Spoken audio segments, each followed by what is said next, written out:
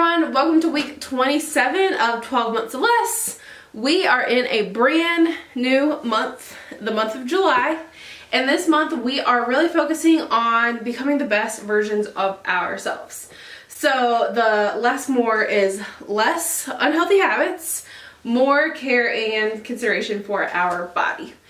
This is more than just getting to a number on the scale, crossing off things on your to-do list. It's more than a New Year's resolution that you're starting halfway through the year. It is really becoming whole and becoming like the best version of you in many different aspects. So this month we're gonna go through different things each week, but we're in the first week. And this week is all about 5 to Thrive. 5 to Thrive, I wish I could take credit for it, but it was not my idea at all. I give all the credit to Rachel Hollis. And I know that I've mentioned her before.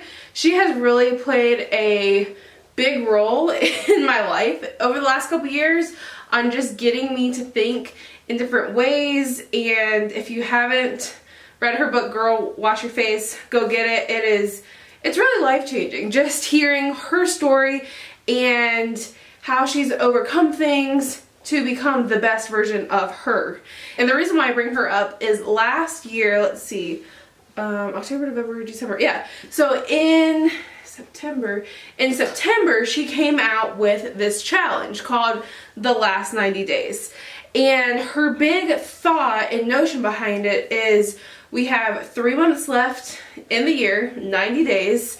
And a lot of times people will just use like the end of the year as an excuse or permission to slip up or,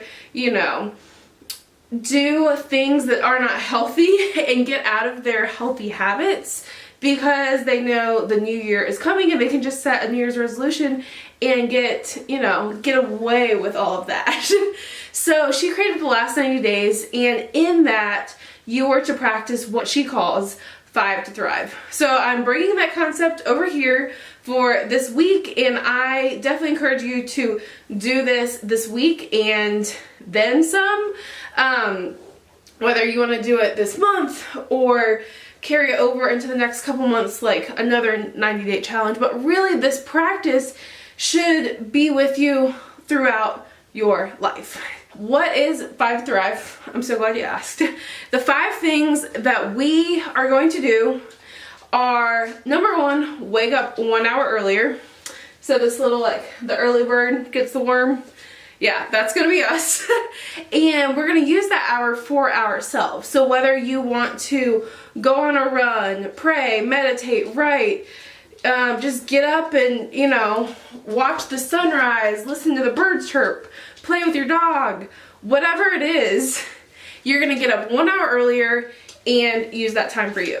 The one exception is if you are a mom with a newborn child or a dad and you're not getting much sleep as it is, you don't have to get up at 3 a.m. instead of 4 a.m. or, So there's that.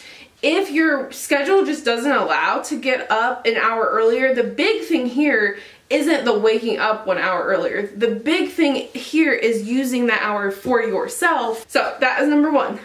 Number 2 is to drink half your body weight in ounces of water each day.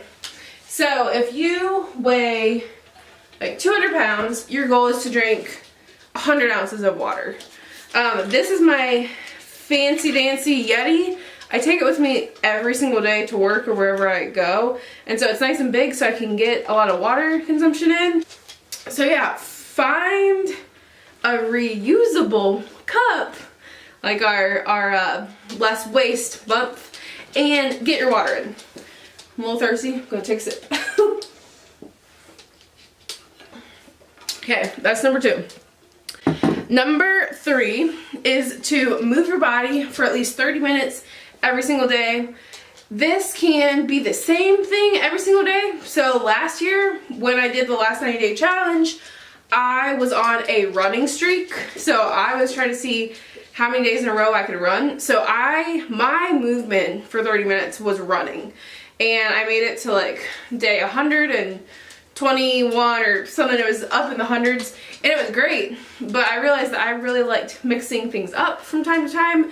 So now I am not only running, I may, you know, go on a walk with Manny, or I may do Zumba, or I may go swimming or take a bike ride. Whatever you want to do. Say your day is full of travel and like your exercise is running from one airplane to the next.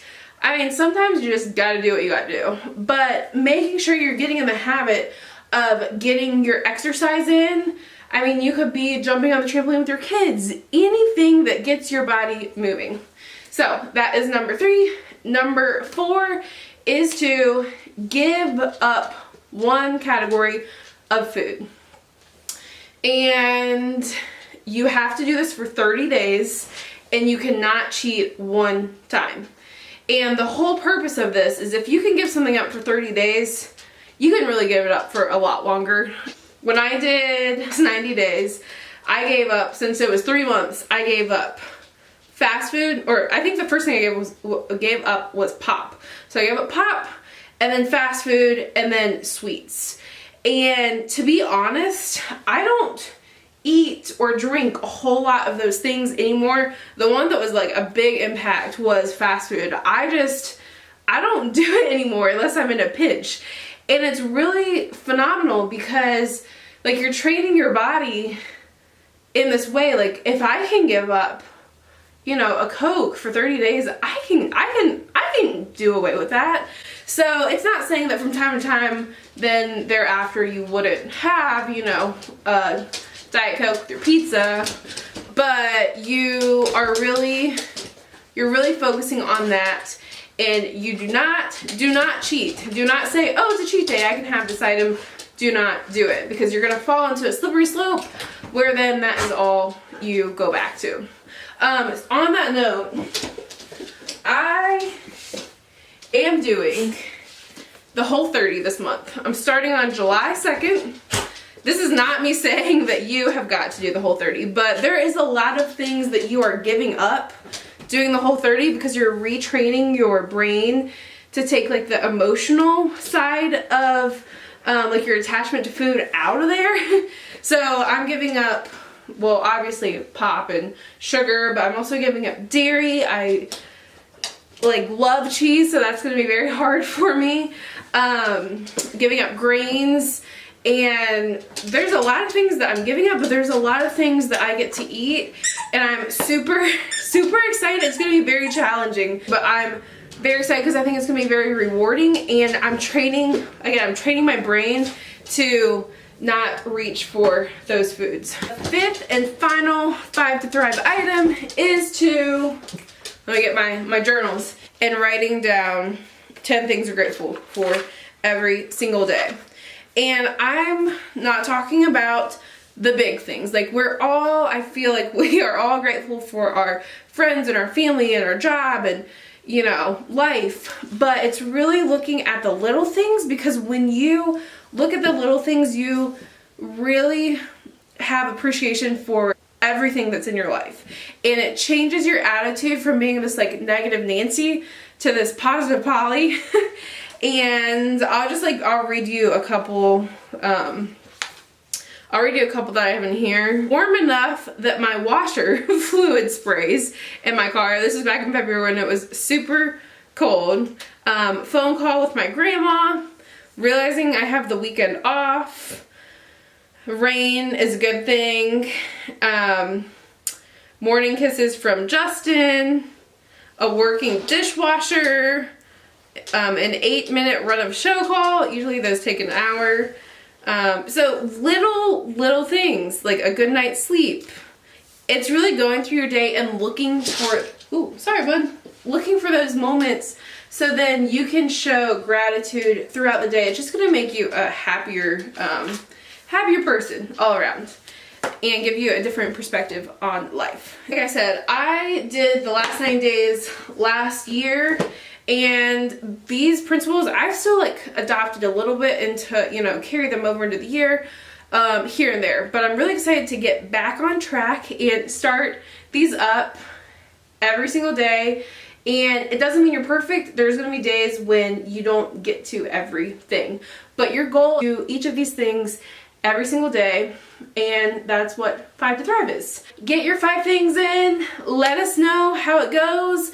If you have any troubles or like challenges, keep us posted in the Facebook group, because I'm sure that you're not the only one. I know that when you start drinking all that water, you're definitely going to have to go to the bathroom a lot more. But yeah, so that's it for this week. I will see you next week, and until then, have a great one. Bye-bye.